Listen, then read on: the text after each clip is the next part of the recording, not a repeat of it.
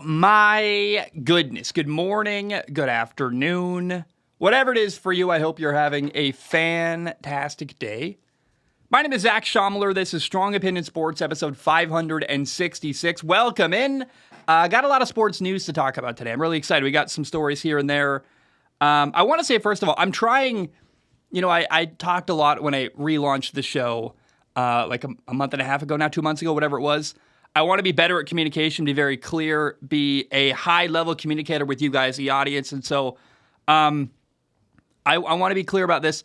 The next week of my life is a bit turbulent. Turbulent meaning it's a good kind of turbulent. My girlfriend's going to be visiting town, and I live in Hawaii. She does not.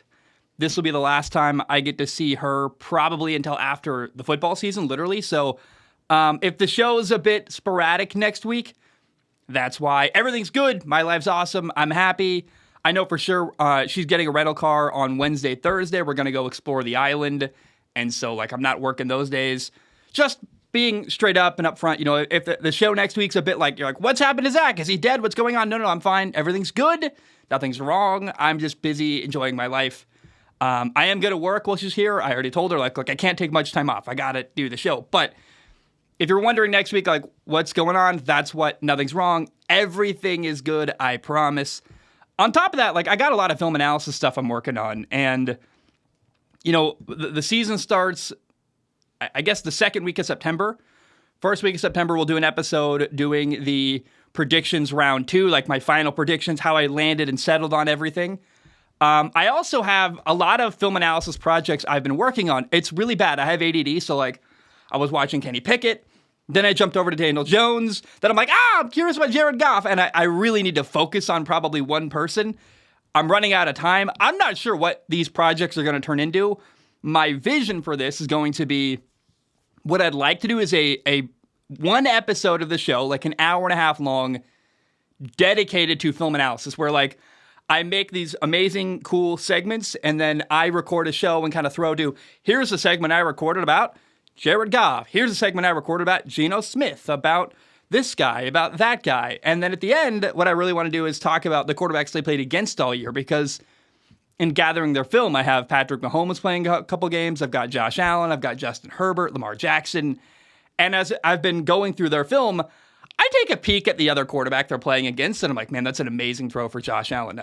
Particularly, Kenny Pickett playing Buffalo last year. Josh Allen made 2 throws last year where I'm like, that just is not physically possible for almost anyone else in the NFL. It's amazing. And I want to highlight those plays. So I just want to tell you, I have an idea. Film analysis is coming. I will do probably what that show will be an hour-long film analysis podcast where I show film for the YouTube audience, but I also talk through it. So the audio listeners, it sounds coherent. It makes sense. It's not just a visual show. It's an audio show that you can listen to. And then what I will do is clip out the individual segments from that show as a Kenny Pickett film analysis, a Jared Goff film analysis, a Daniel Jones film analysis, yada, yada, and so forth. So I am excited, but I tell you that all to say that, hey, between today and when the season starts is going to be really hectic. Girlfriend's visiting town, work on a film analysis. I ask you, please be patient with me, because I've got a lot of balls in the air. I'm juggling, trying to land and figure out how to make it all fit. So it's ambitious. It's going to be awesome, I think. But please give me patience. I promise you, once the season starts, it'll be, bam, 4 episodes a week, probably 5, because I got a fantasy football league going. I want to make content about that. It'll be regular and easy to follow, and you will never, ever question, where's an episode? But between now and the start of the year, it might be a bit turbulent. That is why.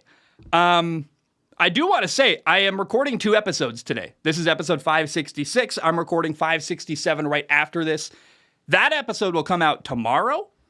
That episode is going to be a fun one. I am, for the first time in my entire life, participating in a fantasy football league. I have never done fantasy football. I've made fun of it a lot over the years. This year, I said, hey, you know what?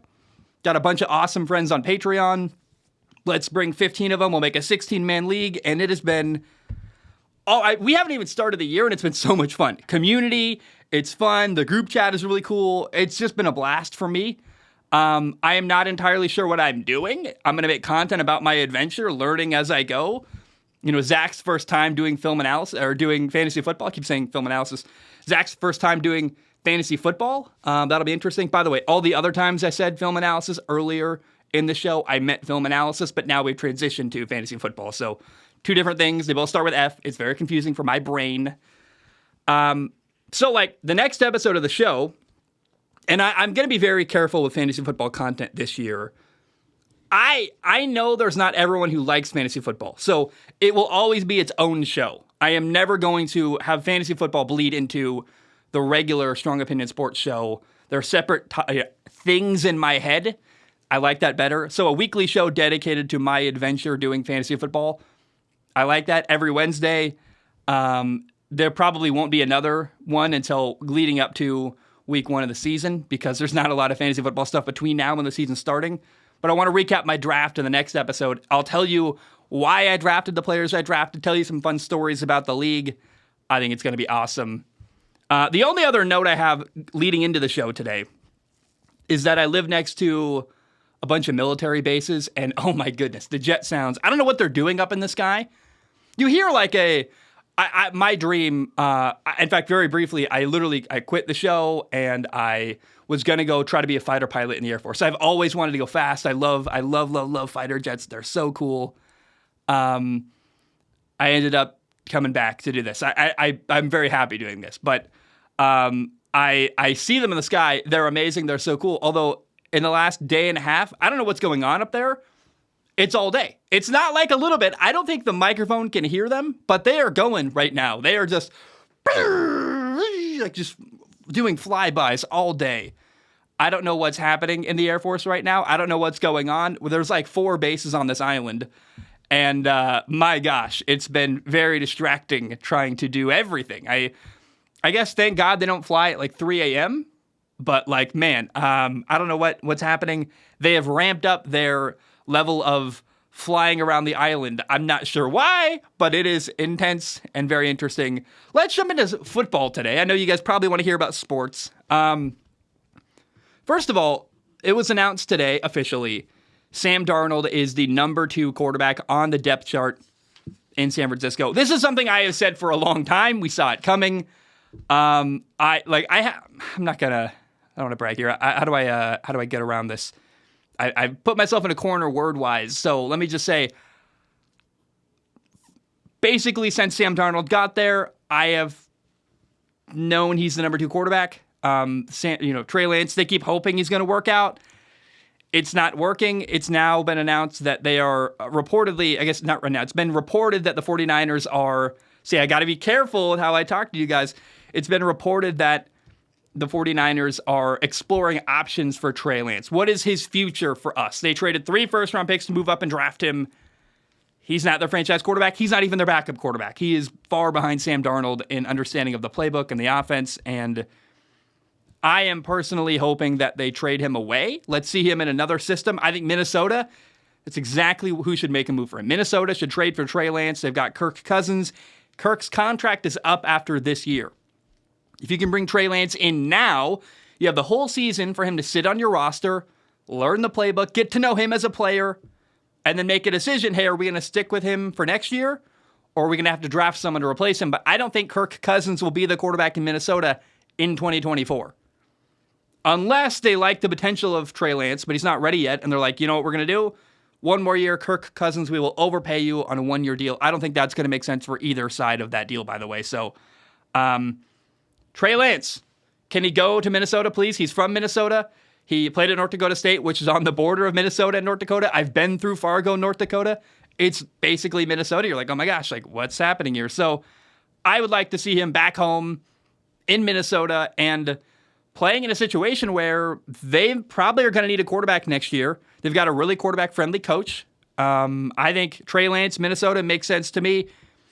Now, I don't know that he's any good. You can trade for him. What I've seen on film so far and watching their games this preseason, dude can barely throw a spiral.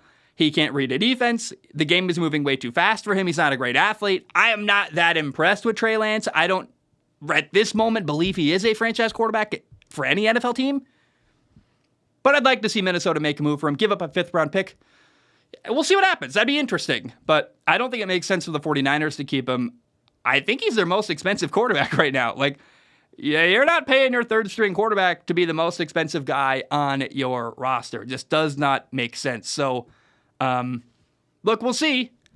I am not impressed with Trey Lance, and I've known for a long time he's a third string quarterback in the 49ers system. And so, not a surprise, but it is interesting. Hey everyone, it's Zach. I'm in a different shirt. It's later in the day. I was sitting down to record the second episode of the day, all about fantasy football, episode 567, and I was reflecting on the 49ers conversation today about how Sam Darnold is the number 2 quarterback in San Francisco, and I realized that conversation got entirely dominated by talking about Trey Lance, and I didn't focus on Sam Darnold. And so I want to tell you, I really feel great about Sam Darnold in San Francisco. And him being the number 2 quarterback not only means that Trey Lance is number 3, but also that Sam Darnold is number 2. And meaning that if Brock Purdy gets hurt, or if Brock Purdy struggles or has a moment this year where he doesn't look great, we could see Sam Darnold playing significant snaps in a 49ers uniform this year. I feel great about that. I want to kind of get ahead of this. I'm saying this now.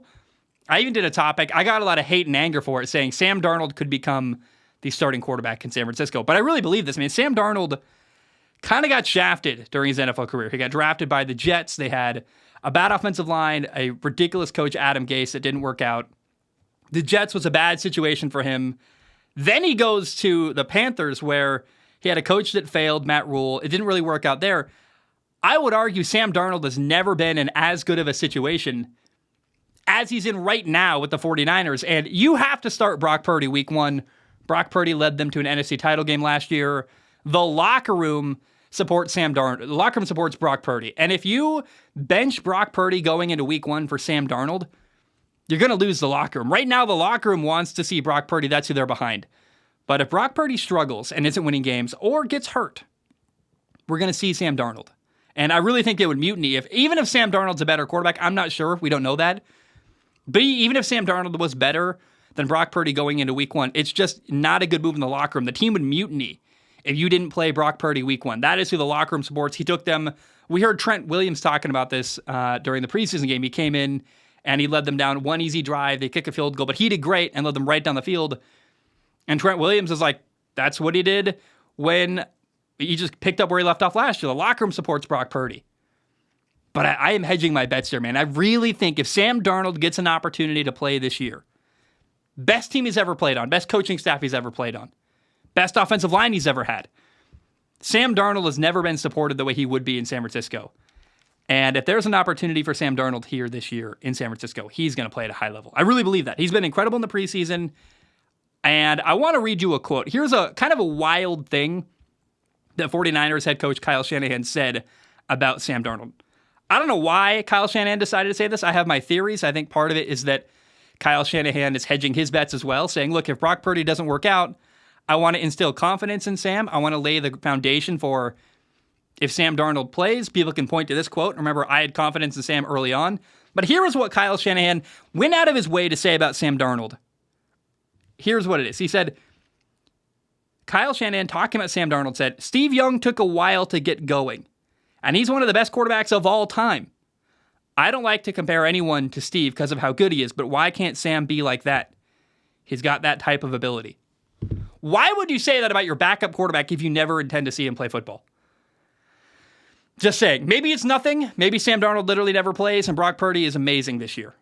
But why would you give that kind of glowing praise to your backup quarterback? You know, it's interesting. And I think there's a reason they brought in Sam Darnold. Kyle Shanahan has liked him for a long time. I am telling you what, guys. I think Sam could play this year. I think Sam could be phenomenal in a 49ers uniform. And their coach kind of agrees. You don't go out of your way to make this kind of quote, make this kind of comment. On your if you really believe in Brock Purdy, why are you saying this kind of stuff about your backup, not about Brock Purdy? You know, why are you not comparing Brock Purdy to Steve Young? You know what I mean? It's interesting. And Sam Darnold is more talented, better arm, better playmaker. Not saying Brock Purdy can't do well in the system, But man, Sam Darnold can do some incredible stuff running the football, extending plays, keeping plays alive. He's not going to run like Lamar Jackson, but it's a very, very interesting quote from Kyle Shanahan comparing his backup quarterback to a Hall of Fame quarterback from the 49ers, Steve Young. Why do you do that if you're not planning to play him ever? You know, he knows something we don't know. And I think Sam Darnold's been amazing during the preseason. Guys, I am telling you. I said it weeks ago. I'm saying it now. If Sam Darnold gets an opportunity to play in a 49ers uniform this year, starting in a meaningful football game, he's going to play at a high level. I feel great about it. And you got to understand, he's never been in a situation like he would have in the 49ers uniform. Great offensive line, great coaching staff, putting him in a position to succeed. Great receivers everywhere. Brandon Ayuk, Deebo Samuel, Christian McCaffrey, George Kittle. It's insane. I think Sam Darnold, a lot of potential there in San Francisco. And Trey Lance is kind of a failure. Brock Purdy's got a lot to prove, but he did well last year. Sam Darnold is the guy who is probably the most talented thrower of the football in that quarterback room. I know no one likes to hear it. I know it's kind of insane, but guys, if he gets a chance, I think he's going to play really well. And what a comeback that would be. Anyway, I'll leave you to it. Enjoy the rest of the show. Have a great day. And hey, this is the set. This is what I'm wearing for the fantasy football episode I'm recording later today. If you like fantasy football, listen in to Zach's first fantasy football adventure. Have a great day. Enjoy the rest of the show. One other news story before we get into, I've got a lot of, it's just news today. It's a lot of stuff that's been happening. This is not in my notes, but I want to talk about it. Jets receiver Corey Davis is retiring from football. He announced that on social media. He, former first-round pick to Tennessee. The one thing, so Corey Davis's career in the NFL, he's been serviceable, never became the star receiver I think that people hoped he would. He was amazing in college. I've got a lot of respect for Corey Davis. He's a young man who's going to get out of the league with a lot of money. He's healthy. Good for him. I don't think he was climbing up the depth chart with Aaron Rodgers and the Jets organization. He was just kind of floundering. And one thing, I guess the reason why I bring up Corey Davis today, there's a factor here I don't think a lot of people know about, and I don't think a lot of people are considering when they talk about Corey Davis, this former first-round pick. He's a bust. He sucks. He never worked out. In 2020, Corey Davis's brother, Titus Davis, died of cancer. My brother died unexpectedly, different circumstance. He took his own life in 2016. I am still, 7 years later, not okay. Like, it's still a thing I'm dealing with. If my brother died of cancer 3 years ago and I'm Corey Davis and my career in the NFL is not going great, my brother's dead, I'm kind of a mess. I understand him wanting, like, dude, I need to step away and figure my life out. I think that's an angle here I would imagine no one's talking about. The dead brother thing. It's a big deal. I watched a movie recently. It was a Marvel movie. I'm not going to, for spoiler reasons, I'm not going to say which one, but a brother died in that movie for lack. That's the only thing I'm going to say. I think that I can say that without spoiling anything. I really struggled to watch it. I was like, man, it's been years for me, and I'm still having a hard time with this. I can't imagine how that's impacting Corey Davis's life today. And I just wonder, he's stepping away from the NFL. What's going on for Corey Davis? His brother played football as well. I just wonder if that's a factor here with Corey Davis. Mental health, him being okay, taking care of himself. That kind of stuff matters, and I think no one's probably talking about that. With Corey Davis retiring, I would imagine a lot of people are hating on him, calling him a bust, saying he's a failure. I would counter by saying he probably right now is just taking care of his mental health. And, that's a thing that is often discounted in our society that I think really matters. And I just think, I don't know. It's worth mentioning, I guess, when it comes to Corey Davis. Now, let's talk about Baker Mayfield. Baker Mayfield has been named the starting quarterback of the Tampa Bay Buccaneers. Woo! Let's go. It's a huge opportunity for Baker. I'm excited to watch him this year. Now, let's be clear about something, though. If it doesn't work out for Baker in Tampa, he's never going to get a situation this good ever again. I could see Baker Mayfield Baker Mayfield, after this year, if it doesn't work out, he's not the great quarterback that Tampa's hoping he will be. I could see him becoming a backup quarterback somewhere. Then maybe if someone gets hurt or the right situation happens, he becomes a starting quarterback like mid-year for a little bit, but he's never going to get probably an opportunity to be a week one starter in the NFL ever again after this. And what he's got in Tampa, he's throwing to Mike Evans and Chris Godwin. He's got a stud rookie receiver, Trey Palmer. Got a great left tackle, Tristan Wirfs. I mean, this is as good as it gets for a guy like Baker Mayfield, the guy who has bounced around the NFL in the last 2 years and really struggled to find a home. He's got a good defense. He's got a shot to win the division. This is a great opportunity for Baker Mayfield. And I'm not sure what's going to happen. I'm not sure Baker Mayfield's going to have an amazing year. But there is, of the world of infinite universes, I love to think about all the possibilities that could happen. One of the possibilities is Baker's horrible, gets benched midseason, and nothing really comes of it, and he's probably out of the league. Another possibility, though, is that Baker finds a home and plays really well with Mike Evans and really well with Chris Godwin. He's got a good offensive line, a good defense. They win that division. I mean, it's really like boom or bust with Baker Mayfield. It could go any direction. And one like kind of interesting storyline here is that Baker Mayfield's going to get to play his former team, Carolina, 2 times this year. And Baker's had a very weird career so far up until this point. Baker, once he becomes the starting quarterback week 1 and actually makes the start, he will become the first quarterback to start for 4 different NFL teams in 2 calendar years. In January 2022, he was a starting quarterback in Cleveland. Later in 2020, last season officially, he was a starting quarterback for Carolina, then the Rams, and now in September 2023, he will be the QB1 in Tampa. Been a wild ride. I like Baker. I've always rooted for Baker. I think he's interesting and compelling. He's got a lot to prove. But if you don't know the story of Baker Mayfield, this is a guy who was a 2-time walk-on in college. He was undersized. No one would give him a scholarship. He walked on to Texas Tech as a true freshman, was their starting quarterback, played amazing till he got hurt. Then he had to transfer to Oklahoma, walk on there. From Oklahoma, he becomes the Heisman Trophy winning quarterback, number 1 overall pick. Goes to Cleveland, wins a playoff game. That's not supposed to happen. No one can win a playoff game in Cleveland. I'm not saying Baker's amazing, but he is an amazing story. You may not like Baker, you may hate him, you may love him. He's very polarizing as a person and as a player. I would like to see Baker Mayfield make a big comeback. I don't know that he will, but certainly I am rooting for Baker Mayfield this year in Tampa. How about Indy? Let's talk about them. As I drink my flavored water, sugar-free. People say that the sweeteners that are not sugar are bad for you, but I'm like, sugar's worse. Sugar's horrible. So I don't know. I drink a lot of this stuff. It's like the Great Value Mio crap. It's not a sponsor, but and I drink it very watered down. It's a very light colored purple. A lot of my other people I see use it very dark colored purple. I just want a little bit of taste to my water. Sorry, in a world where like we think Pluto has got an ocean under the ice and there might be life there.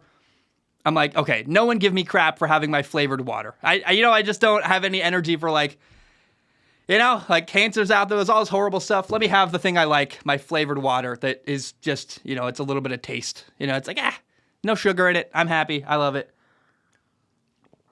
Anyway, sorry, but I mentioned Pluto to say, like, I think about the universe all the time because I'm an insane person. I watch all these documentaries about space, and I just go like, man, we really are just living in the weirdest world where, like, we care about the dumbest stuff and the things that I think are so interesting we don't care about at all. And, capitalism's awesome. Anyway, Colts running back Jonathan Taylor has been given permission by the Colts to seek a trade. So he can go approach another team and say, hey, do you want me? Now, this is all nonsense. I would imagine the sports world is having conversations. Which teams might trade for Jonathan Taylor? Oh, who's going to make a move? Nobody's going to make a move. It's not going to happen. I don't think it's even worth entertaining the idea of a Jonathan Taylor trade. Look, I'd love to see it. Miami would be awesome. Jonathan Taylor in Miami playing with Tua for Mike McDaniel, probably getting a new contract. Mike McDaniel, former run game coordinator in San Francisco. It's an awesome idea. Or maybe Denver. That'd be kind of cool, but like Come on, what are we doing? It's not going to happen.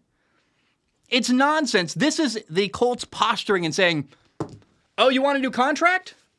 Well, go seek a trade. Go see what your value is. And the unfortunate reality behind the scenes is that the Colts are asking a first-round pick in return for Jonathan Taylor. They're like, you want Jonathan Taylor? Give us a first-round pick. That's not going to happen. No one's giving up a first-round pick for Jonathan Taylor. He wasn't even drafted as a first-round pick. He was a second-round pick. Running backs aren't valuable like that anymore, especially not one who has been injured before. So the running back market's super low. He's not going to go anywhere. This is a nonsense story that's been put out there. It's really the Colts, again, they're posturing. They're like, oh, you're not happy here? Well, go see what's out there. Nobody wants you.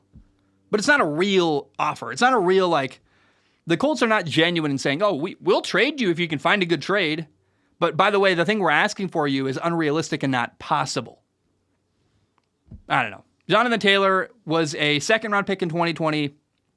He was the NFL leading rusher in 2021. He's 24 years old. I love the guy. And given what he can do and what he's already done for the Colts organization, he's monumentally underpaid. I think it's kind of absurd. He doesn't have a long-term contract after this year. And it's unfortunate. This is where the running back market is right now. If you do anything good, you're not going to get rewarded. And I think it makes sense financially. NFL teams have no reason to pay a running back. I would also even argue how great really is a running back without a good offensive line. But I still feel for Jonathan Taylor. It's very sad to me. He's getting shafted, and he's not going to get traded. It's just what the Colts are asking for. A first-round pick for Jonathan Taylor isn't going to happen, and so it's a bit of nonsense, but it's worth mentioning, yeah, this happened. Let's acknowledge it and point out how silly it all is. This whole conversation goes nowhere because no one's going to actually trade for Jonathan Taylor. And if the Colts were offered a Jonathan Taylor trade, which they probably already have been offered, by the way, they wouldn't accept it because the asking price is too high. They've got too good a deal on a cheap running back who can play at a high level. There's no leverage here for Jonathan Taylor. Why would the Colts give him up? So that's that. Linebacker Myles Jack has retired. NFL linebacker. He joined the Eagles a couple weeks ago. They were kind of hoping he would maybe compete for a starting job in the linebacker position.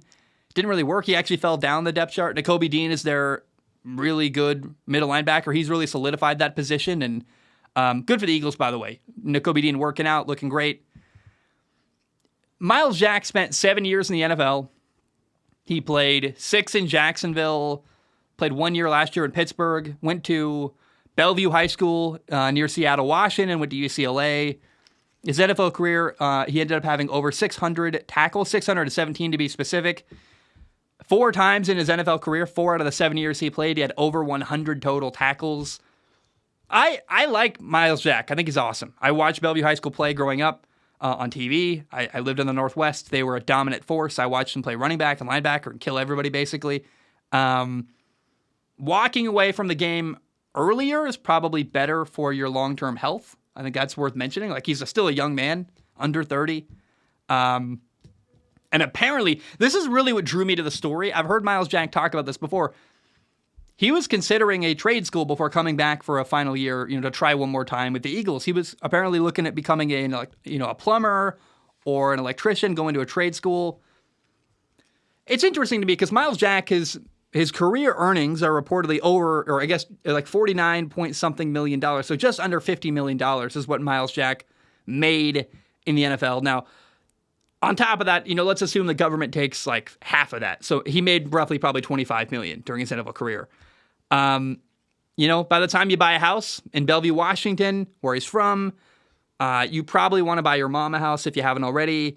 You have a car. I don't know how much money's left, I guess is what I'm saying. I'm sure he has some money left and can ride off it for a while, but you also don't just want to sit in your house and do nothing. You want something to do. And Myles Jack doing a trade is kind of interesting and compelling. And there's good money in the trades. I've worked in the trades. I did HVAC. Look, the Seattle trade union jobs are the best in America. Seattle, if you're going to do a job as a trade, go to Seattle. You will find a really good life there. A lot of my family does that. My sister keeps telling me, move to Seattle, go be an electrician. It'll be great. And she's not wrong. And what I liked about the trades is, as a former athlete, it gave me the same atmosphere as football, right? You wear your work pants or boots. That feels like your uniform to me. Like when you play football, you're not worried about getting muddy or getting dirty because you're wearing your uniform. You're going to take it off after. And there's also a feeling when after practice you're walking around in your football pants or your whatever, and you go to the store, people look at you different, like, oh, he's a football player. And I was the quarterback in our town. So people would say, you're Zac Shalmer. I would say, yes, I am. Hello, hi. I think I did the politic thing really well as a starting quarterback in just high school football. In my little town, little Fred Meyer. I'm like, oh, yeah, hi, it's me. But I liked that. After I got off work as an HVAC worker, I really thought I got treated differently. When I go to like the store after work and I'm in my boots still and I've got like, caulking from like sealing a wall, you run a pipe through a wall and you seal the hole.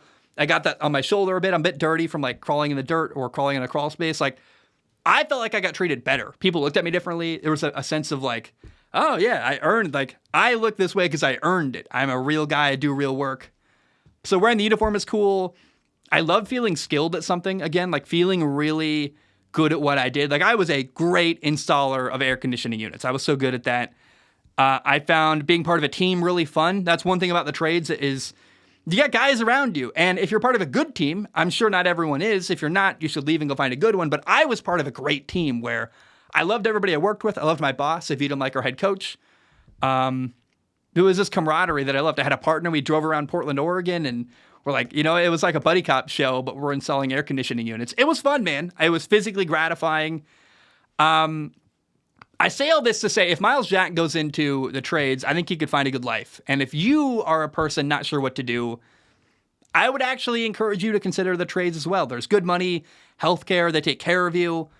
It's not an easy job, but no job is easy. My job isn't easy. I talk about sports for a living. Believe it or not, it's a difficult job. I do a lot of work. I probably work more than I did while I was in the trades. And that's another thing is when you're doing the trades, when you're done, you're done. If you're not on the job site, there's nothing for you to do. So you go home, you turn your brain off, you're relaxed. It's amazing. If I was Myles Jack with NFL money that could prop me up, I would probably not be a plumber because the smell of poop is awful. And if you don't have to subject yourself to that, don't. Although plumbers make more money. But again, if you have NFL money, don't worry about it. I would go be an electrician if it's at all possible. I've done electrical work. It's actually really fun. I thought it was dangerous at first. I'm like, once I learned no, it's actually not dangerous at all. Just don't be an idiot. Turn the crap off before you start messing with it. It's not that hard. And again, like you can use testers and electrical is actually surprisingly easy once I got doing it. I was like, oh, this is like no problem at all. So again, I just want to say all this to say like, if Myles Jack goes into the trades, I want to follow that story for sure. I maybe would even love to try to reach out to him and have him on the show. That feels like a realistic possibility. That would be very cool to tell the story of what you do after the NFL. Like I would go fly to him and be like, hey, Myles, I'll come to you in Seattle. If you go to Seattle, my family's near there. Visit my mom, hang out with Myles Jack for a day, interview him. That'd be such a cool episode to do. But I also say all of this to say, if you're not sure what to do with your life, you're working at Target, you're, work at a movie theater, whatever, consider the trades. Don't go be a stonemason. That's really bad for your back, and it sucks. But HVAC, plumbing, electrical work, these are jobs you can do. Another one is, trying to think of the right term here. You work on power lines. What's that? A lineman. Literally, sounds like a football name even. A lineman. I got family members who do that. Like a lot of these trade jobs, there's a ton of availability. They will train you everything. You go in, you make a lot of money an hour, and you can grow as you go up in your career. I just want to encourage people. I know it's a sports show, but if you're not sure what to do with your life and finding direction, I loved the trades, and I actually miss it all the time. I really enjoy doing it. And so if you're looking for a direction in your life, I highly encourage that. And if Myles Jack does in fact go become an electrician or a plumber, let's get him on the show. That would be so cool to hear his perspective on life after football and working as kind of a common guy. That's so interesting to me. So we've been talking about Seattle. Let's stick on Seattle for a second. Seattle Seahawks rookie receiver Jackson Smith-Njigba. Again, JSN we'll call him. Jackson Smith-Njigba is kind of a long one, but we love him. Great player. Unfortunately, he has got a small fracture in his wrist. He's getting wrist surgery. He's going to be out, Pete Carroll said, 3 to 4 weeks.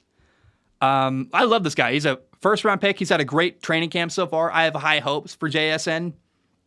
him paired with DK Metcalf and Tyler Lockett and an offense that was fun to watch even last year, I think could make Geno Smith even better. The timeline, 3 to 4 weeks for JSN to come back. Sounds like it must have been a very minor surgery. Minor fracture, they're just trying to make sure he's healthy and continuing, fully at a high level and healthy moving forward. Week 1, the Seattle Seahawks play the LA Rams. That's a young team with not a lot of talent. I think you could get away with your, number 3 receiver, JSN, not playing and still win that game. If I was Seattle, my hope would be that JSN comes back in time for week 2 at Detroit.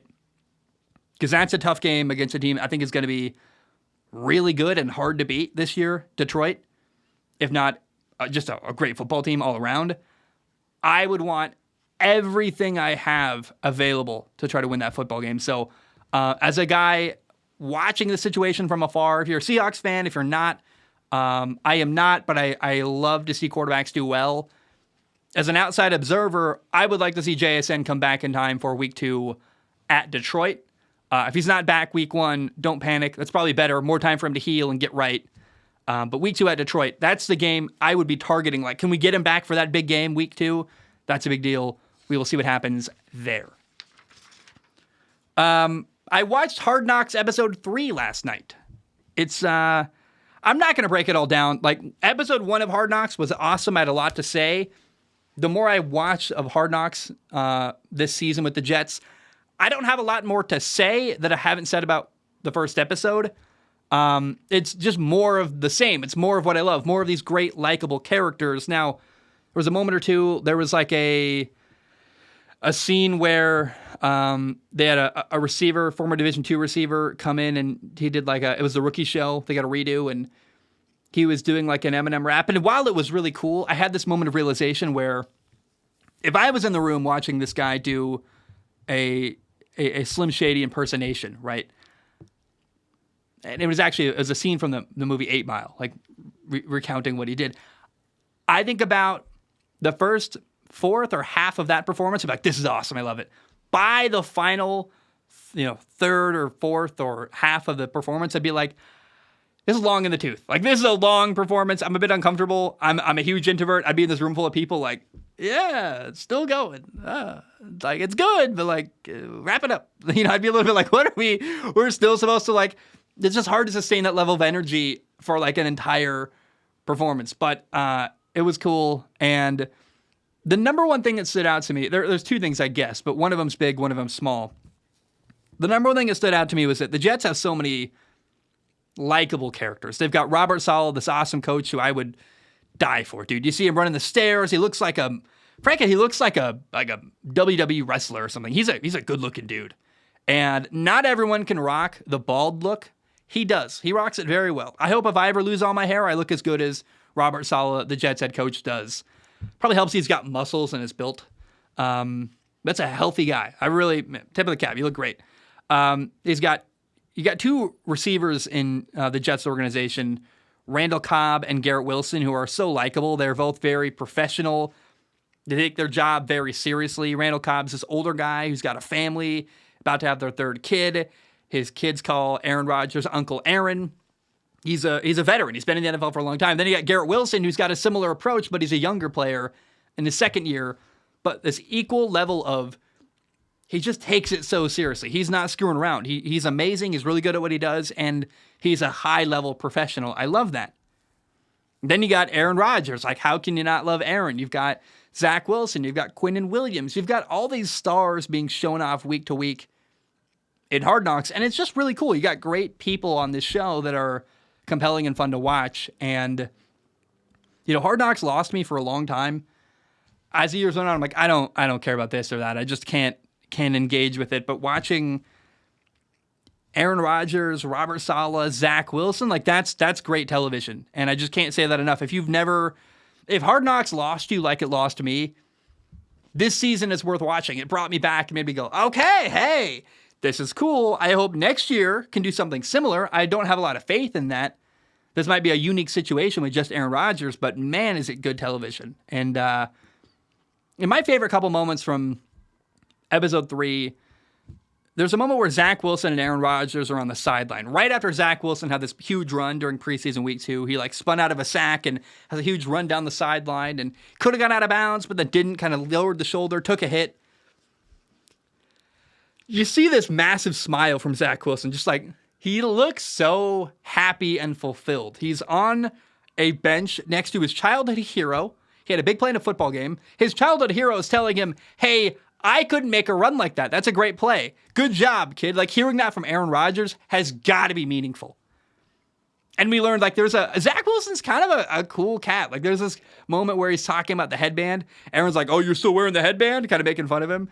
And Zach's like, no, it's not a looks thing. I literally have to. If I don't wear a headband, I will sweat so bad I can't see. Like, my eyes get blocked up by sweat. I love that. People make fun of the headband. I think that's a crucial moment. Everyone makes fun of Zach Wilson's headband. Like, I've heard, gosh, when he was getting drafted, people were like, don't draft the headband guy. But it's like, no. That does make sense. I wore a headband when I played quarterback for the same reason. Now, I had one, I cut a sleeve off a t-shirt, just wrapped it around my head. I didn't have the whole, like, cool one that he has. But still, you want that to keep the sweat out of your eyes. It makes total sense to me. And I just think we're humanizing Zach Wilson in a really cool way. I really like it. And one thing worth noting, too, is that the Jets' defensive coordinator, Jeff Ulbrich, really likes Zach Wilson. You can tell, watching this show, the way he talks to Zach, the way he talks about Zach. There's a moment where he's talking to Robert Saleh. Robert Saleh goes, I wish he'd gone out of bounds on that run. And Jeff Ulbrich goes, it's good for him. He needs to, like, this is great for Zach. And you can tell he likes Zach. He's rooting for him. It's so cool to see, like, a defensive coordinator who, that's not Zach's position coach. That's just a guy in the same organization who clearly likes and respects him. And they have lots of dialogue together. It's very cool. And I just really appreciate Zach Wilson, man. I really think that there's something there, talent-wise. He can play. I think he really struggled with confidence and with direction and finding his way as a human. I think Aaron's helping him with that. He looks like he's having fun, probably for the first time ever wearing a Jets uniform. Like, all that pressure of being a top pick and the face of the franchise, it's just been lifted away from him. And he's getting to enjoy his position. And I think he's got an opportunity to sustain that joy and sustain that fulfillment, that even when it becomes his time again, he can be at peace about it and be at ease rather than stressed out by it. I think there's something to Zach Wilson, man. I think this is the best experience he could have possibly had working with Aaron Rodgers. He looks happier, looks healthier, more confident, more comfortable. He's not a bad dude either. Like, everything I watched from Zach Wilson, man, he looks like frankly, he reminds me of, like, what's that show, Hunter x Hunter? Like, the main character, I forget the name of the kid, but he's like, he got a big smile. He's a really tiny kid who's, like, battling against these massive dudes that are, like, adults. And he just seems to love it. He's, like, enjoying the moment.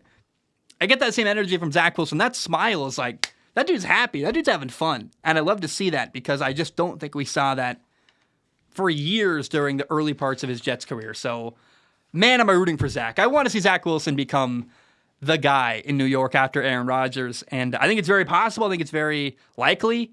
And it really is going to depend on how long Aaron wants to play. If he wants to play 7 more years in New York, Zach might have to move somewhere else to get playing time. But, man, I just think the Jets like him. They want to keep him there. And I think the Jets actually believe in him still. I think the Jets still think he can play. And there's something there. And definitely he's benefiting from sitting behind Aaron. So I love it all, man. It's really cool, and I'm rooting for Zach Wilson. All right. It's time for questions from Patreon. If you want to support the show, go to patreon.com/Zac Shomler. Patreon.com/Zac Shomler. It's $1 a month. You can support the show with more money if you want to. Please do. Patreon literally pays my rent. $1 a month is $12 a year. My only guarantee is I look at every single write-in with my eyeballs. I pick the top couple to read on the show. I do not guarantee to read your question on the show. My only guarantee, again, I look at everything you write in and submit with my eyeballs. I pick the top couple to read on the show. Now, this is not a good time for this, but I want to have this conversation here. I want to mess with the Patreon tiers and figure out a better value for people. One idea I have is I've got a Strong Opinion Sports Discord I have started and connected to Patreon. I'm working on the back end how to figure that out. But what I want to do is add a perk at the $5 level that you get access to the Discord. And what that would allow is that once a week or maybe twice a month, we could do a show where I record and do a video call with people in the audience that support the show on Patreon through Discord. So like if you are at the $5 level, you're on the Strong Opinion Sports Discord, I want to find a time of day, like, I don't know, 8 p.m. Eastern, 5 p.m. Pacific, where I can go on and record live. It wouldn't be a live show, but I'd be recording and could talk to people on Discord, like actually where it's not them recording a video, like they and I are having a conversation on the show, kind of like a call-in, like an old-style radio show. I want to pull that off. It's going to require, I'll put that at the $5 level, and I'm going to connect the Discord, so everyone who's got the $5 level on Patreon can also use Discord through Patreon, and then twice a month do a call-in show where you've got the opportunity to maybe come on and talk to me if you want to do that. I like that idea. I think it brings more value to Patreon. Now, the other thing, and I'm nervous about this, the biggest, most supported tier on Patreon is the dollar level. I am considering raising the minimum to $2. Now, I want feedback on that. Is that insane? Do people not like that? If it's possible, what I want to do is have people that are already at the dollar level get grandfathered in. So like you never have to pay more than $1 if you're already there. That way the price doesn't raise for you. It just would raise for new people. Take away the dollar tier for any new customers. I think that's possible. I like that idea because what I don't want to do, if you're already at the dollar tier and have supported me, I don't want to screw you over and make you suddenly just raise the price on you. I want to raise it for new people to $2. I don't know if any of that's possible. I'm working with Patreon, going to get on the phone to them, talk to them, see if all that's possible. But I want to float that idea out there. Inflation is real. When you support the show at the dollar level, I get 64 cents. That's how much of a cut Patreon and taxes take. So, again, $1 basically gets me 64 cents. $2 would give me actually like $1 basically worth of support. So, I'm playing around with that behind the scenes. Let me know what you think. I don't want to screw people over. I don't want to do something unfair. I don't want to. Times are tough out there. I understand that they're tough for me. They're tough for you. We're all doing our best. I want to try to provide value through Patreon and also make people feel good about what they're getting in return. So let me know what you think. Is raising the minimum to $2 insane?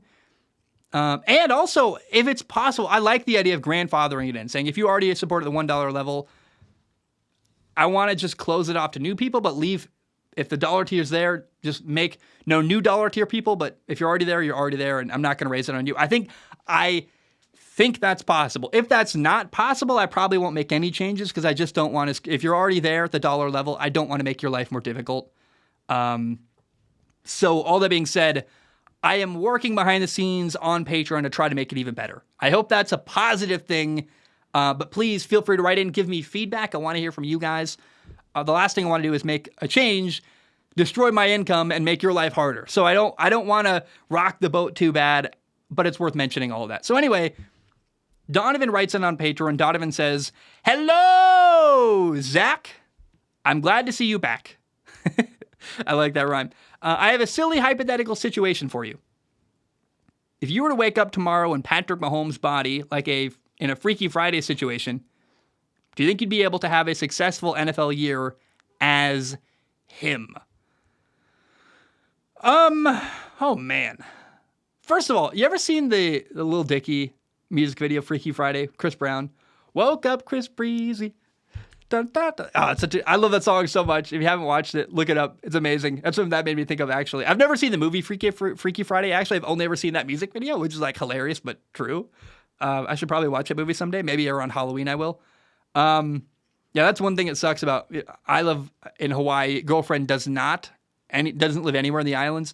It'd be so cool to I want her to move out here someday so we can watch movies during Halloween. I love watching a good movie during Halloween time with your partner and you're kind of snuggling up and you got popcorn and whatever. And I don't like the cold weather, but I do like October nights. Something about that. High school football's going on. You got late night football games, the pumpkins.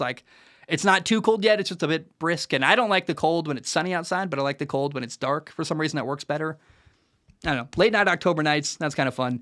Anyway, if I woke up in Patrick Mahomes' body, how could I do? Look, I just wish I had Patrick Mahomes' height. I will always believe if I'd been 6'5", I would have been a Division I quarterback. I really believe that. I had a lot of looks from college football teams, and I'm 5'10" basically. Like I'm not even quite 5'11". I think I don't remember. I think I'm closer to I'm just under 5'11", I believe. I don't actually know. It never bothered me. I never thought my height was a problem, but it really bothered college coaches that recruited me. They said, "We love you, but we want you to walk on. We're not going to give you a scholarship. You're too small." It was always the feedback I got. Even my first high school football coach said, "You're literally too small to ever play high school football." And it was frustrating, and or to play college football. I mean, I did get to college, but not the level I wanted. And if I was 6'2", like Patrick Mahomes, I would have taken that in high school. I think I would have done a lot better in football. Just would have got more opportunities, because if you're bigger, you do get more opportunities. And now as an analyst, I understand it, right? I look at Josh Allen and go, I get why coaches would rather have him than me. Like, I understand that. And I'm not even bitter about it. I've accepted my fate.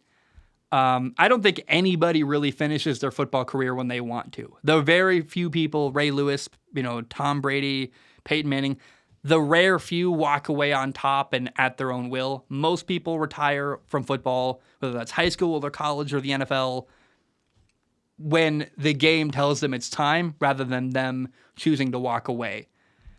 If I woke up in Patrick Mahomes' body, could I have a season like him?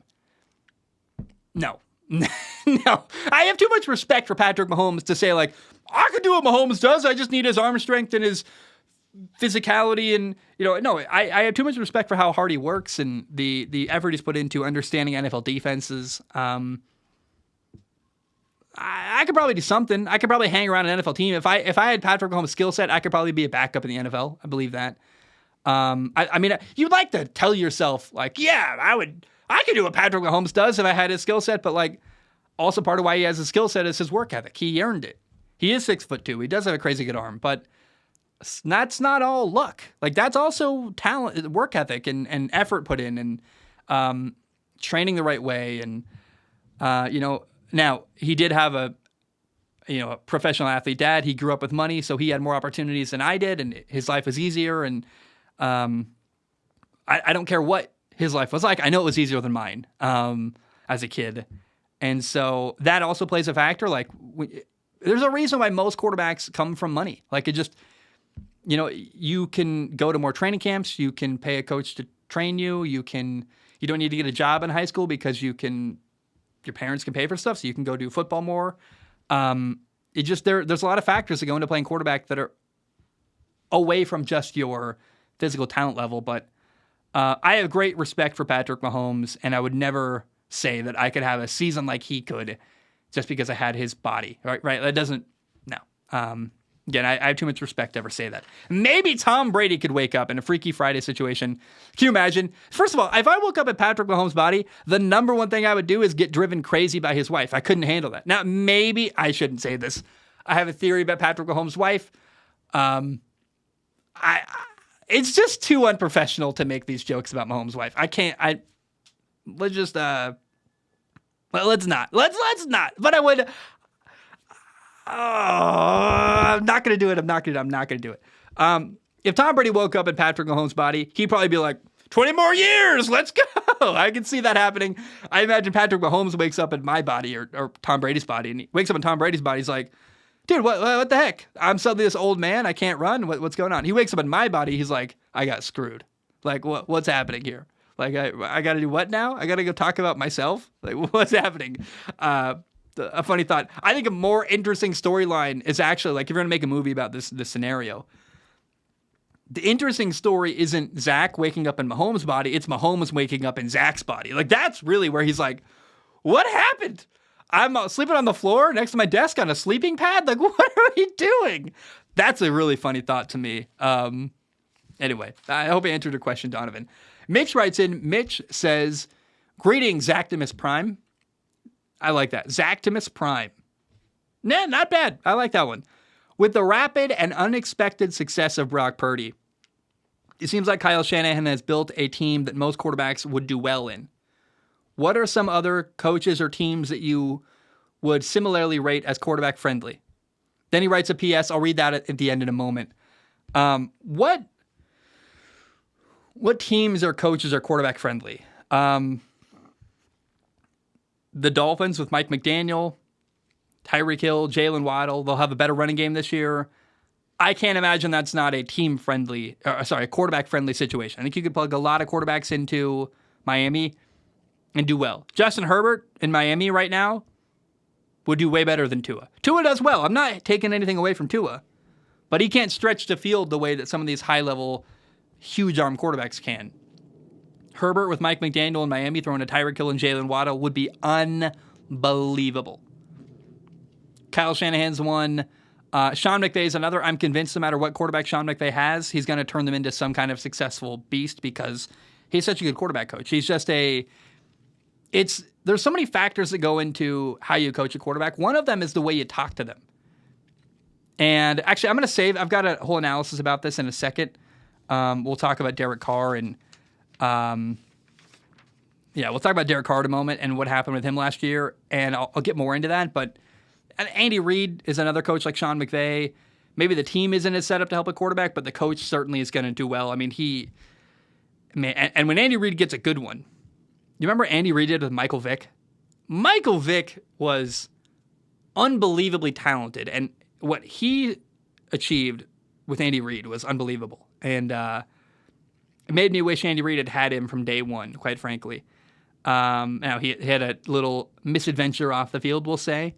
Went to prison. Who knows how that would have been affected? But I love that alternate reality thought. Like, what if the Eagles drafted Michael Vick? What if that had been possible? Minnesota's another quarterback-friendly coach and team. Justin Jefferson is like the best receiver in football right now. Any quarterback that plays with him is going to benefit. Got an awesome coach, Kevin O'Connell, who played quarterback in the NFL and at a high level in college. So that's a quarterback-friendly situation with a quarterback-friendly coach. Doug Peterson to some degree. Like, Doug Peterson made Carson Wentz look like an NFL MVP. Doug Peterson's another coach that is very quarterback-friendly.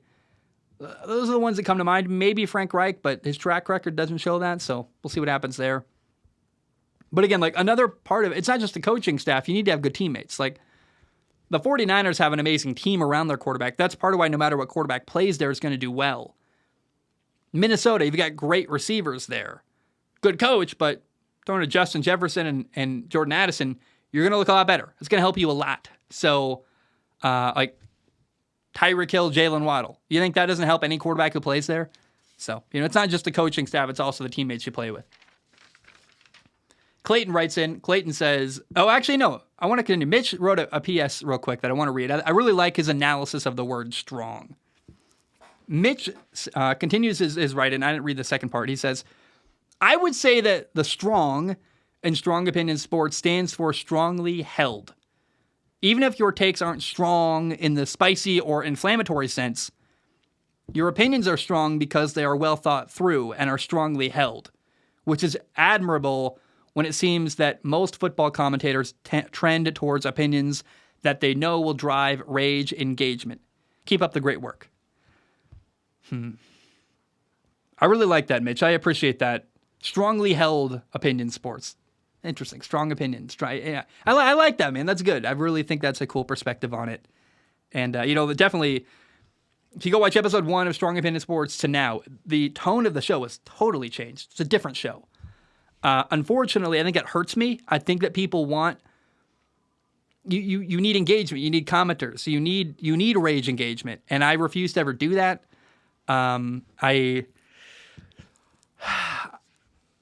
My favorite musician is John Bellion. John Bellion doesn't make music for like a wide audience. He makes music for other musicians, basically. He's like a musician's musician. He makes art for that another artist would appreciate. I really believe that. John Bellion's even said, I don't want to be Justin Bieber. He makes music for Justin Bieber. He wrote Holy by Justin Bieber. He wrote a lot of stuff that you see all over the place, but he doesn't take credit for it. He doesn't want it. I hope this isn't true. I'd love to be Pat McAfee. I was watching Hard Knocks. You see Pat McAfee on Hard Knocks. You're like, it's pretty cool, man. Like, that's good for him. And you see people in this world, sports world, making millions and millions and millions of dollars. Of course, I would love to do that. I also, though, like going to the beach and not being recognized. And And I don't know if you hear the jet overhead. Air Force going crazy right now. I'm happy with what I'd like to make a little more money. I'll be more comfortable, maybe not stressed financially. That'd be awesome. But there's a point where like I don't need any more. And would I love to be the biggest sports host on the planet? Yes. Like, yeah, of course. And I in football, in HVAC, for example, like it's really easy to measure how successful you are. Wins, losses, your stats are literally measured. In HVAC, how quickly you're getting an install done, how good is the quality of your work. Like I actually haven't figured out how to properly, tell if I'm getting better at podcasting. It's very weird. I think my show is great. My quality is great. My numbers are low. And but I don't want to live in a world where my obsession, like Logan Paul is someone who his only focus is on making more money, getting more viewers. And I think he's a piece of garbage human being. Like he's a horrible person. So I think his values are wrong. Money and views do not feel like a proper metric to measure if I'm good at my job or not. I know that's weird. I know most people would disagree, actually. But I hope that like my value system is, do I feel good about what I'm making? Is it interesting to listen to? Is it worth watching? Do I think it's high quality? Am I proud of it? Is it good stuff? I mean, frankly, like those are my values. And I hope that as I focus on those values, success at a higher level will come. I'm really not sure. We'll see what happens, man. Right now, I'm doing okay financially. Can pay the minimum bills I have, and I'd like more, but I don't want people to worry about me. I'm doing okay. And I think that, your analysis, Mitch, of the word strong and strong opinion sports is appreciated. I like that you're thinking about that. That's very cool. I hope someday my value system is rewarded. I think I'm a good dude, like a good person who I work really hard. I want to be rewarded a little more for that. But I think I have my value system right. And when I look at clips of like Logan Paul arguing with his brother Jake Paul, it breaks my heart. I'm like, that's not a human being with good values. And yet that's a monumentally successful person, which shows like our society, I think, just doesn't value stuff that I value. And that makes me sad. I don't know how I got here. Clayton, let's talk to you today. Clayton writes in, Clayton says, hello, Zach's sight spheres. I don't know, man. Everything's taken at this point. Yeah. Sight spheres work. It's a lot of S sounds. I don't love S sounds. 66 is a word I try to avoid if I can. That was the name of the episode number of the show today. I was like, dang it. Right. So, maybe eyeballs we can stick with. That's a good one there. Clayton says, when talking about expectations for teams before the year starts, people often say for certain teams that it's going to take a while for them to get going and to hold off judgment until later in the year.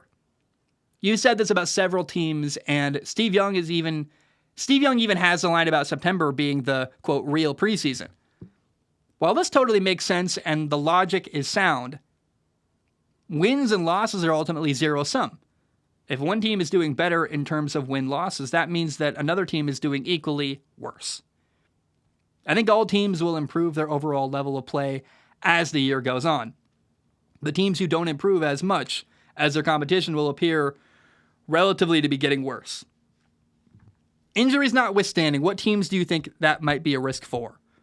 Are there any teams that might have some front-loaded success but peter out as the year goes on? Teams that would be good candidates in my mind are those who have low to medium ceiling players or coaches in key spots who are already comfortable or experienced in their system.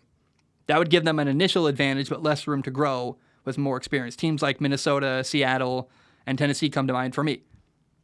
The show has been awesome lately. Thanks for all the effort you put into it, Clayton. Thank you, Clayton. Appreciate you. Love you, man. I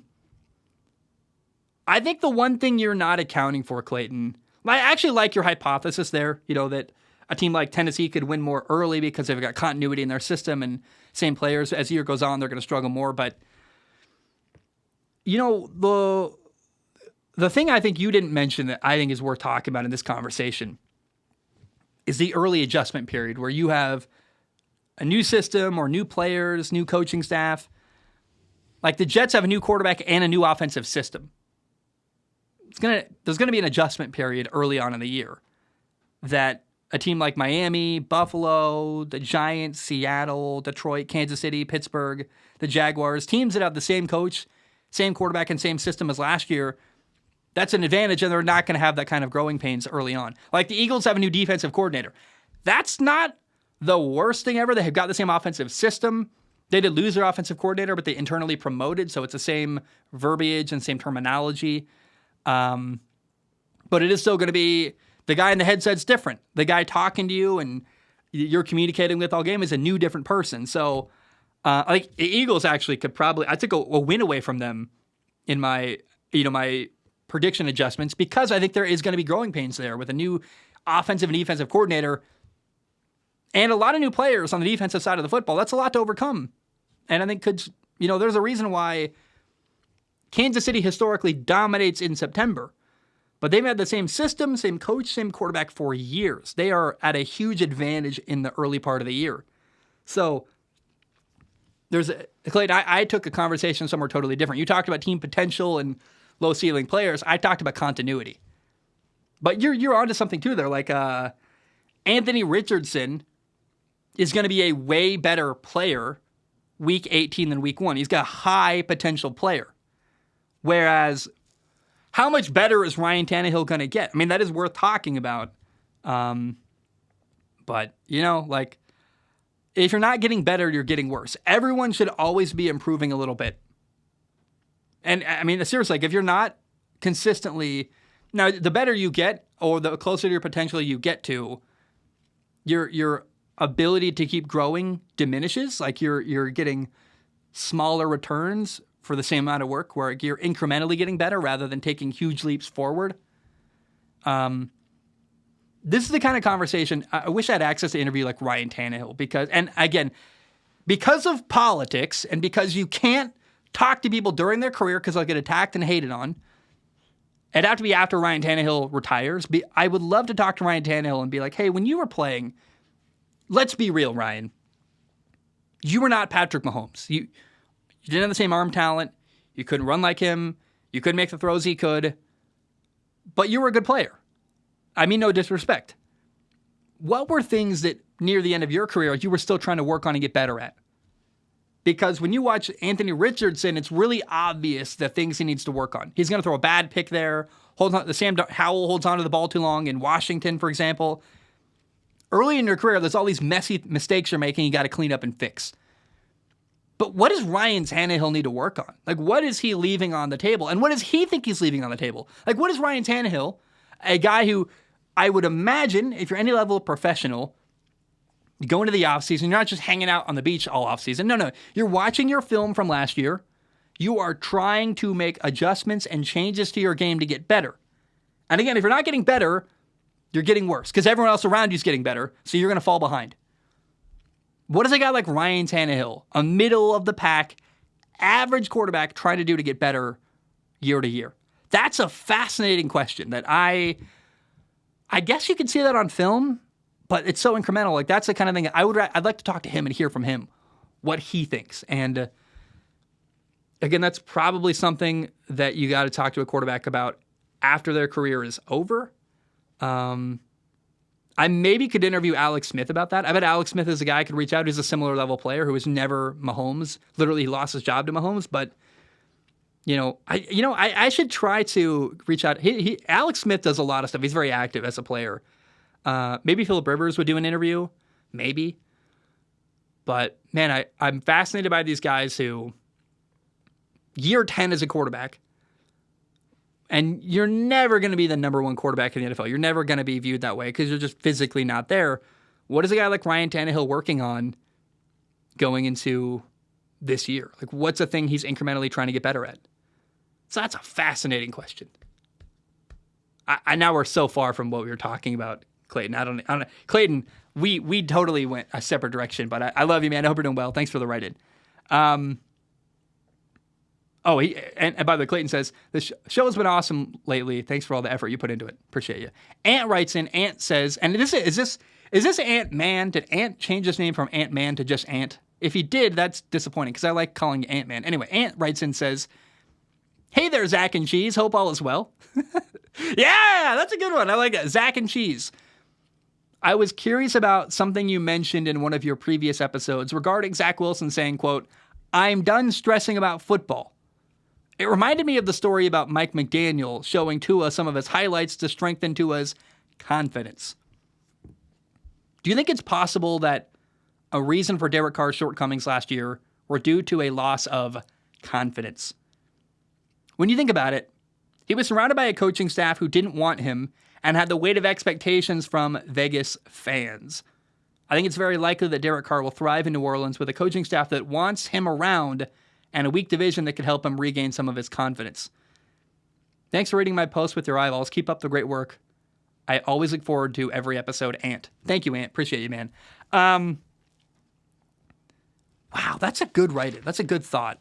That's a storyline to track with Derek Carr. Does Derek Carr look confident and wanted? Psychologically, man, the quarterback position is so much in your head. It's so psychological. Yes, you have to make every throw. Yes, you have to understand defenses. Yes, you have to do all the stuff. Like, you can have everything right.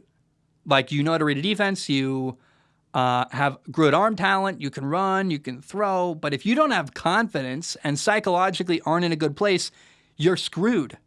You can have everything else right, but if your psychological frame of mind, your confidence isn't there, it's not going to matter. Wow, that's so interesting. And I really don't brag about the people I know in the NFL. I really don't. I've really tried not to. I try to downplay it a lot.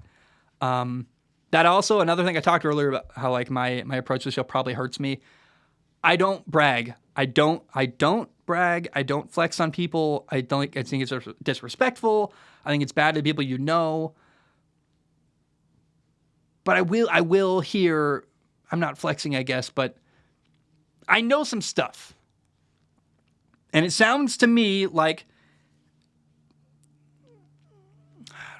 Derek Carr didn't like, I'm getting goosebumps. Derek Carr didn't like Josh McDaniels' coaching style. It sounds to me like that's what was going on last year with the Raiders.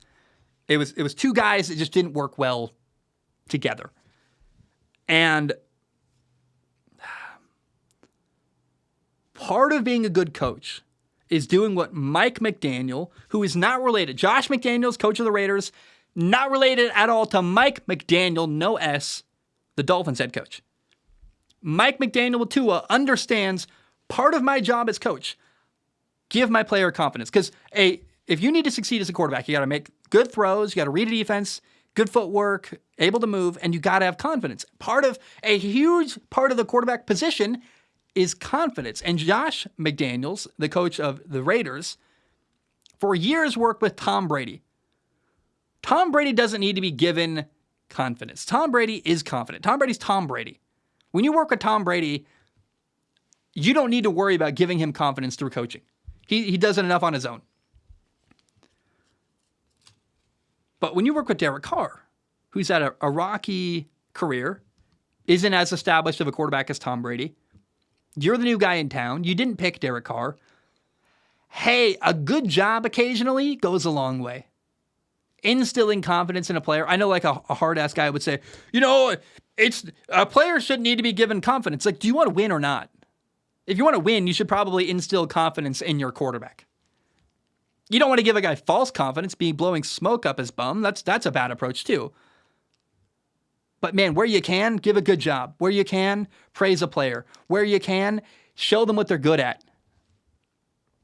Because it helps the quarterback do better. It's that simple. It's so easy. Like, hey, good job. This is a great throw.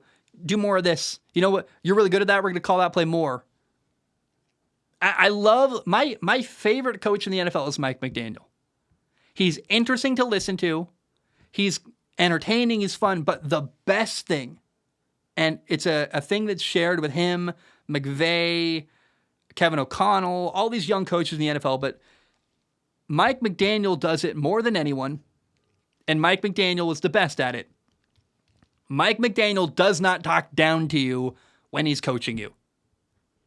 Mike McDaniel, when he coaches you as a player, he's a coach, you're a player, you're actually similar ages. He's a very young head coach. He doesn't talk down to you. You're on the same level. We're working together here. It's not a dictatorship. It's a partnership. And Mike McDaniel, the coach of the Dolphins, is so good at making his players believe in themselves, feel comfortable, talking to them on their level. I really think he is like at the cutting edge of how you talk to your players. Like Bill Belichick, you hear stories about him. He's hard to get a good job out of. And that worked in the old NFL, but who's been struggling recently to win? Bill Belichick. Why wouldn't he just tell Mac Jones, you're our guy, I love you, good job? Is that too difficult? I don't think so, but apparently it is for Bill Belichick. Where does Josh McDaniels, the coach of the Raiders, different coach now, where does he come from? The Patriots organization. And, Josh McDaniels, unrelated to Mike McDaniel, Josh has a different coaching style.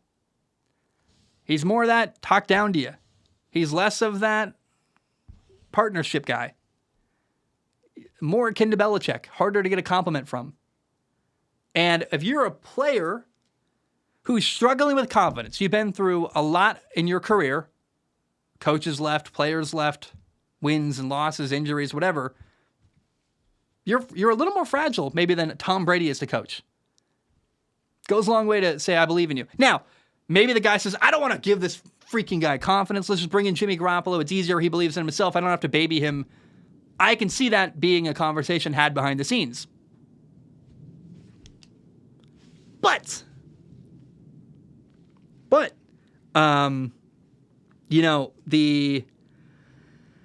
do I end this? How do I close this out? I just don't think that I don't believe that the style of coaching from Josh McDaniels was what was needed for Derek Carr last year. They didn't work well together. And I think part of that is because of how he was treated by his coach. It matters. And you may say, if you're a coach, man, I don't want to baby this guy. I don't want to figure out how to give him. Your job is to win. And if you want to win, you got to instill confidence in your quarterback. You may think that's annoying. You may think that you shouldn't have to do that, but that is your job. That is your job because your job is winning, and that's part of winning. Part of being successful is helping your quarterback do the best he can possibly do, especially if you're an offensive-minded head coach. So, man, that's a good topic. That's good stuff, man. I really believe that. I love the way Mike McDaniel coaches, man. Helping his quarterbacks feel confident, believe in themselves. And, oh, man. I'll tell you a story, guys. I had a coach in high school. Again, I can't say stuff. I don't want to get people in trouble. I transferred high schools after my sophomore year of high school. Went from Portland, Oregon to Vancouver, Washington. Across the river, we lived in a mobile home in a rich neighborhood. All my friends drove BMWs and Audis and freaking Mustangs to school. I walked, and then eventually a drug dealer gave me a Jetta for free, and I drove a Jetta that didn't work and had all the doors locked, and you would find baggies of random crap in the heat vents and stuff. Horrible car. I didn't fit in there. I moved from Portland, inner city school, to the suburbs, and it was very interesting. But my junior year, I had a coach who was awesome. He really helped me with the offense, was great. And my senior year, he went to another high school to become the head coach. He did so well. I guess I did well last year enough that he convinced another team to hire him as their head coach. So I lost my offensive coordinator. Quarterback coach, I loved him. I got a new quarterback coach who had played quarterback at Eastern Washington in college, who went from the offensive line coach to the quarterback. I want to tell you something. I think he's a great coach. I would imagine as the years went on, he became an even better quarterback coach. I felt like a guinea pig. I was his first year being a quarterback coach, and we didn't vibe, man. He had been working with offensive linemen for years. I'll tell you what, your fragile quarterback doesn't need the same coaching that your offensive linemen do. You can't talk to him the same way. And I got butthurt a lot the way he talked to me. I'm not proud of that. I'd love to have actually this guy on the show someday. My senior year of high school quarterback coach. It'd be an interesting interview to talk to him about coaching and what he's doing and kind of catch up. I've always wanted to catch up with him, and we always talked about it. Never happened. I've got love for him, and I've got empathy for him. But he ripped me a new one a couple times, and it really, really hurt me. I had to run my first game of my senior year. Amazing run. I made a spin move. It was super awesome. And like I ran for like 30 yards. And I viewed myself always as like Tom Brady. Like I sit in the pocket. I'm a pocket quarterback. I don't run. And I was kind of experimenting with my ability to run the football, and it was going pretty well. And I had this big run, spin move, sideline goes crazy. I'm like, yeah, I need to run the football more. Later in the game, we run zone read. I made the wrong read. I kept it on the goal line. I got hit. I fumbled. Coach rips me a new one. I barely ran the rest of the year. That was the wrong approach. I should have had probably a man-to-man conversation with him. I'm 18. I guess I was 17. I don't know what I was doing. But because I got ripped a new one, I didn't really run the football all year the rest of the year. And I should have. It was a part of my game I should have developed. But I was so scared of getting yelled at, I never did it again. That's all bad. I was a kid. I should have, if I was an adult now, got yelled at, I'd say, hey, let's talk about it. I want to change this part of my game. But I didn't know at 17 years old how to have a mature conversation like that. How to say, hey, coach, you yelled at me. It hurt my feelings. This is a part of my game I want to develop. I think I can be good at. I'm going to experiment with it. Do you support that? Can we talk about it? I never had the conversation with him. It just hurt our relationship getting screamed at like that. And I lost his trust. I didn't feel like he was confident in me. I didn't experiment. It damaged our relationship getting screamed at by him in game number 1. And it hurt our relationship. It never recovered. And as I reflect on that as an adult, looking back 9 years ago when I was 17, again, I wish I'd handled it differently. I wish I'd talked to him. I wish I'd had a different approach. But it really messed with me, man. At the time, I wasn't able to take that criticism. It felt like criticism, felt like he was mad at me. Probably going back to when my mom was a kid, she would yell at me, and that was because she was mad at me too. I was always afraid of getting yelled at. Probably why I'm so quiet now, actually, is because of that. And it was just a rift in our relationship. And so he didn't coach me the way I needed to. I don't fault him for that. First year coach, coaching quarterbacks. He did a great job after I left. He was an awesome human being. He was my drawing teacher. I loved him. Like as a human, I love him still. But the way he coached me did hurt me. And I think it hurt my senior year a little bit. And man, you look back on those moments in your career and you're like, I didn't know what I was doing yet. I was a kid. But you think about Derek Carr. Derek Carr had probably the worst year of his career last year with the Raiders. He had a coach who bailed on him 2 weeks left in the year, who never made him feel wanted. And clearly they didn't pull my pen apart. Clearly they didn't get along. It didn't work out. And so, man, I just see the Raiders last year, and I see it. It makes total sense why they went their separate ways, and why Carr didn't want to stay, and why he left the team early. There's a lot of stuff going on behind the scenes there, and the way you talk to your quarterbacks really matters. Am I making sense there, by the way? I don't want you to baby people, but you got to adjust your coaching style depending on the person you're working on. That's all I'm saying. And by the way, I'm not proud that I got yelled at and fell apart. I wish I had the mental fortitude to handle that better. And I didn't fall apart as a person. We talked all year, but I put up a barrier between him and I that I didn't ever take down the rest of the year. And I wish I'd had the maturity to not do that and just lean into it and talk about it rather than kind of get defensive and, not quite trust him fully after that point. So I don't know, man. Raw Prospect Podcast writes in, says, with the rise in 3 safety packages and dime becoming base much more often in passing situations, do you think linebackers will be the next position to have their value diminished like running backs? Yes. Linebacker value is already diminishing. What's the defensive counterpart to the running back? It's a linebacker. The 3 positions losing value in the NFL right now, unless you're Travis Kelce or George Kittle, are tight end, linebacker, and running back. They all kind of guard each other, right? A linebacker guards tight ends down the seam or running their routes, and they're a part of the running game, stopping running backs. Also both have to do with the running game. Tight ends block, running backs run, linebackers stop both. outside of the top tight ends in football, tight end's not a highly coveted position either. Those are the three positions right now struggling with value and finances. Linebacker, running back especially, then tight end is third because at least they can do something in the passing game. It's a passing league, man. You still need linebackers. I watched the play Troy Dye in preseason week 2. Troy Dye made an amazing play. He's a linebacker for the Minnesota Vikings. Malik Willis playing quarterback for Tennessee. Troy Dye starts to carry vertically with the guy running deep. And then, and he sells it, man. It looks to the quarterback, Malik Willis, to myself playing quarterback. If I'd been playing quarterback, I'm like, hey, my crosser route's coming open.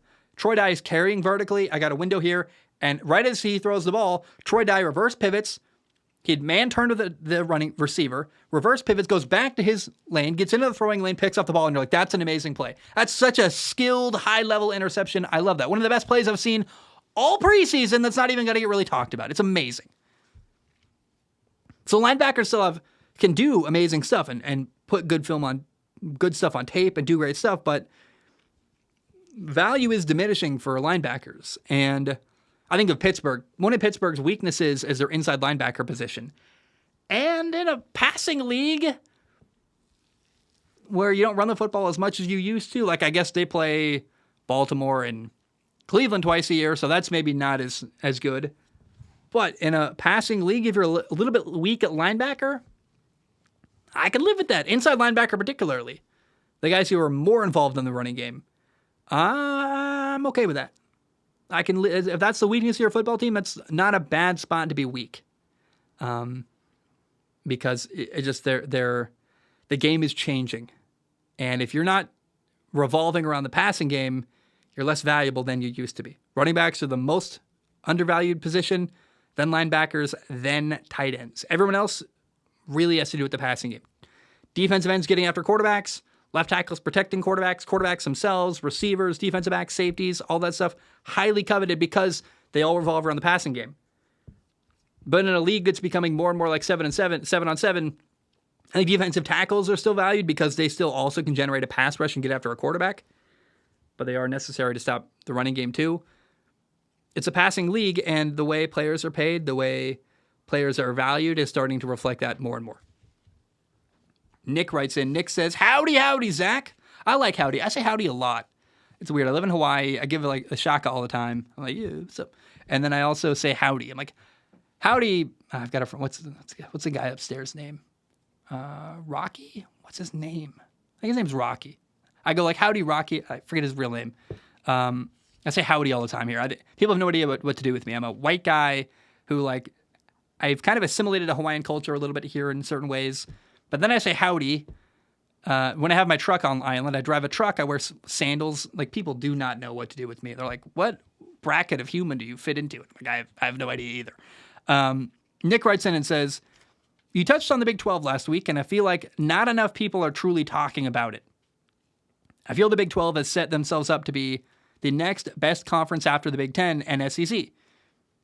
If we see Clemson and Florida State move conferences and the Big 12 can pick up teams like Virginia Tech, Boston, Pittsburgh, Boston College, that is, and South Carolina, I think instead of seeing a Power 2 in college football, we could see a College 3.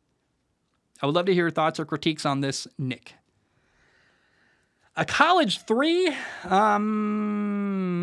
Something like that. I don't know. We still have a Mountain West, Conference USA, the MAC. It's weird we still have these lower leagues that are considered still Division I football, and there's differentiation between Division I AA and the MAC or the Mountain West, but they're really closer to Division I AA than they are. Like, Boise State, they're in the Mountain West.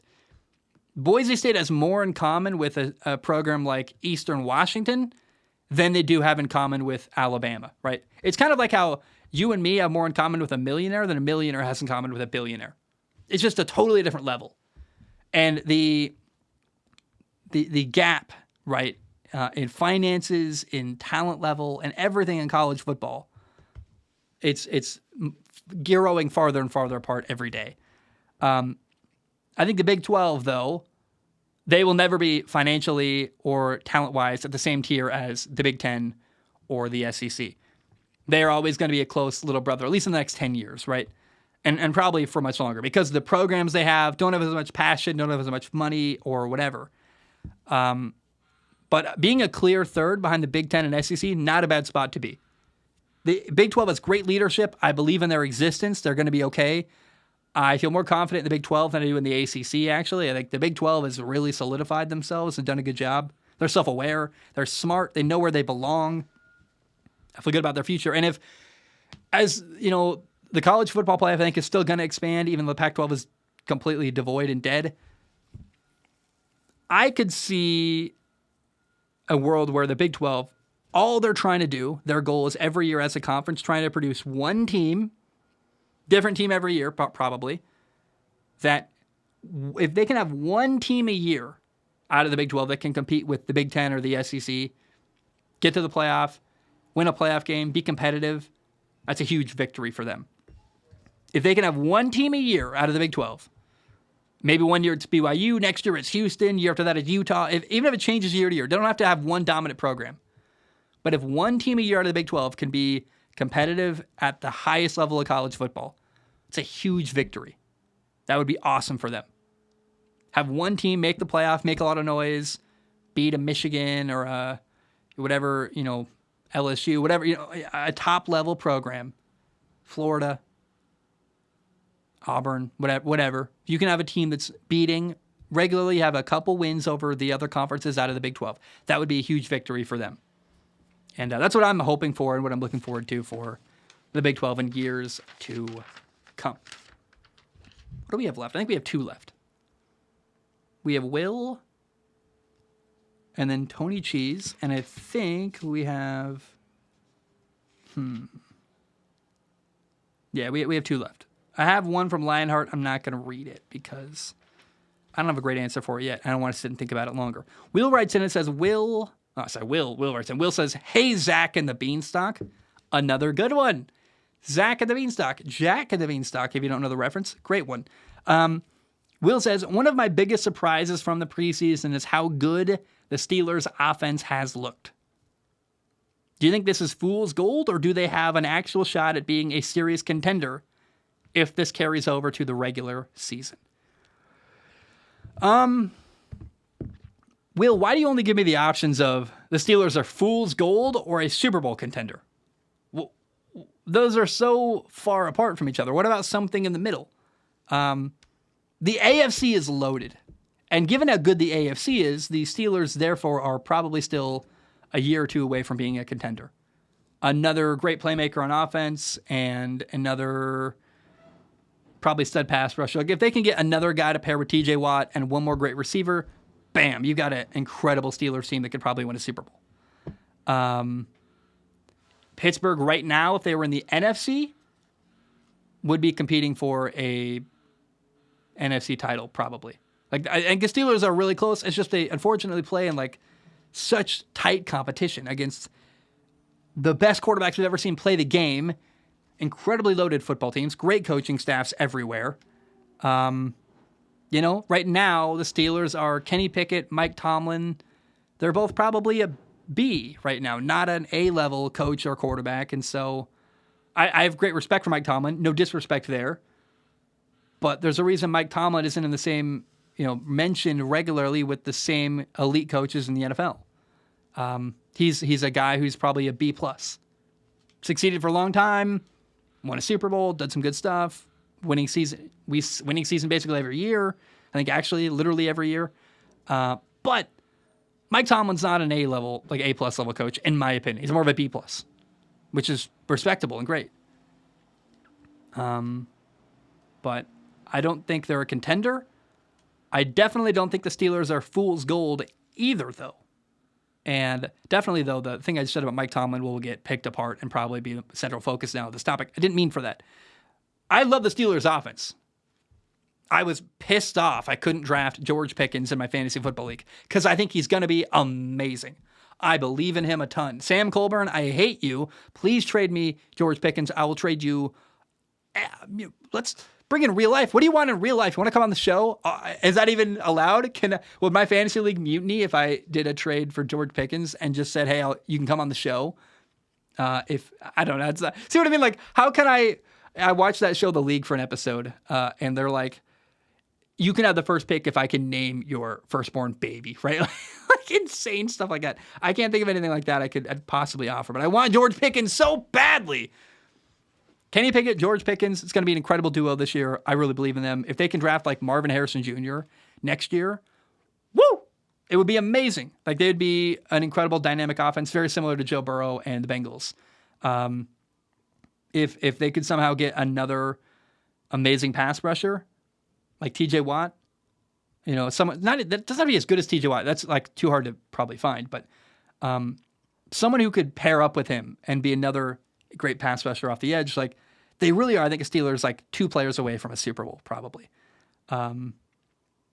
So I don't think they're a contender necessarily. I think they're still a bit of ways, but they're not fool's gold. Like go watch the film of Kenny Pickett last year. He did great. And I've been trying to pinpoint what he can do to get better. It's kind of hard to figure out because he actually did so many things well last year. And man, I love Kenny Pickett. He did a great job. So yeah, they're not fool's gold, but they're also not a Super Bowl contender. They're just a really good football team that unfortunately is in the AFC, not the NFC. Tony Cheese writes in, says, yo-ho, Zach Man Jones. Pac-Man Jones reference. I love that one. That's great. Tony says, allow me to cut right to the cheese. I was thinking the other day about games that quote, under-delivered relative to the hype surrounding them. Even I, a Tom Brady fanatic, couldn't help but feel disappointed after Super Bowl 55 turned out to be a one-sided masterclass by the Buccaneers defense as opposed to the epic quarterback battle between Brady and Mahomes. Do you have any games in recent memory that you feel this type of way about? Sincerely, Tony Cheese, a proud member of the Zach Pack. And then he gives a little salute emoji and like the cheese emoji. Tony Cheese, well done all around. We love that. We love that here at Strong Opinion Sports. We meaning me. I'm the only employee, only person here. Games that were disappointing. Seattle beat Denver in the Super Bowl 43-8. That comes to mind. I fell asleep during that game. One more time. I fell asleep during that game. It was disappointing. Not because it wasn't exciting. It was just a blowout. It was like so uninteresting. And we had, going into that game, the best offense in the NFL, Denver Broncos, and the best defense in the NFL, Seattle, meeting in the Super Bowl. You couldn't write a script even better than that. Peyton Manning against the Legion of Boom. And Peyton Manning that year had 55 touchdown passes, threw for over 5,400 yards. I was amped. I'm like, yeah, let's see what happens. The defense dominated. Manning was awful. It was not a good game. Horrible, horrible game for Peyton Manning. Got embarrassed in the Super Bowl. Not that I hate defense, but like I wanted it to be close and interesting, and it was 43-8. 43-8, Seattle beat Denver in the Super Bowl. And it was just not fun to watch. I mean, it was, if you're a Seahawks fan, I'm sure it was. I've been partial. I wanted a good game. Not a good game. Overwhelming dominance by Seattle. And I wonder what the ratings were in the second half. Like, I'm sure people just kept the game on, eating guacamole with their friends, but no one was engaged in that second half. Come on now. Another one that comes to mind, Super Bowl 53. It was the Patriots beat the Rams 13-3, Jared Goff's first Super Bowl. I'd love to see Jared Goff go back to the Super Bowl, by the way. Like you say, if you lose a Super Bowl debut, you never go back. I would love to see him break that trend. Jared Goff, I would imagine that moment was a bit big for him, a bit intimidating. At least compared, like Tom Brady, the opposing quarterback, had been there before, much more comfortable, I would think. If Jared Goff ever goes back to the Super Bowl, he won't be intimidated at all. He's been there, done that before, and would be ready for that moment. People realize, I guess people forget Jared Goff. He's been through a lot in his NFL career. He's done a lot of high-level stuff. I actually feel more confident in him because of the losses he's had, is that I don't think any moment now for Jared Goff can ever be too big, which is kind of a weird thing to say, but like, I think Jared Goff is so underrated in the NFL. Anyway, in the Super Bowl, Rams lost to the Patriots 13-3. It was just a boring Super Bowl, man. The Rams had this amazing offense, and they got, frankly, dominated and shut down by Bill Belichick and his Patriots defense. And this is boring. It was just a boring Super Bowl. Disappointing, not fun. a letdown for me. And those are the two Super Bowl games that come to mind. Seattle beating Denver 43-8. And I mean, the Rams offense that year, I believe it was 2018, they were second in offense. They were like the number 2 offense behind Kansas City that year. And, like that's the year they had that amazing game. Samson Ebukam had I think 2 touchdowns actually on defense, former high school teammate of mine. And, the game where like it was the color rush game. Look up Rams Chiefs color rush game. Best highlight video you ever watched in your entire life. Probably 14 minutes on YouTube. 12 to 14 minutes of just amazing fun. Just a great game that like you can never relive that moment. Once you watch a football game and you know what happens, you can never get it back. It's kind of like watching The Hangover for the first time. Spoilers for The Hangover. The first time you see Mike Tyson and you're like, what? He's in this movie? Oh my gosh. Like it comes out and there's a moment with a car where you're like, I did not see that coming at all. But you can never rewatch that. You've already seen it happen. Same with that game. That Chiefs-Rams game. Probably my favorite game I've ever watched in my entire life. And a part of it's because a high school teammate of mine was killing it. Part of it was just because it was like exciting and amazing. But I believe it was Monday Night Football, I think 2018. And the Rams had like all yellow. Chiefs had all red uniforms. Just a masterpiece. Great game. So fun. Maybe the Chiefs had white on top because I think you have to wear a white uniform, but maybe Color Rush gets an exception. I can't remember. I'm going to watch that after recording this. I can't wait to watch that video back. Anyway, guys, that's all I have today. I love you. I appreciate you very much. The next episode of the show, I'm recording it after this, but it will not come out till tomorrow, is a breakdown of my first ever fantasy football draft. I hope you watch it. Hope you like it. Hope you have a great day. And I will always keep fantasy football content separate from the regular show. That way, if you don't like it, you're not subjected to it at all. Have a great day. Love you. Appreciate you. Ba-dum-bum. Bam. We are done.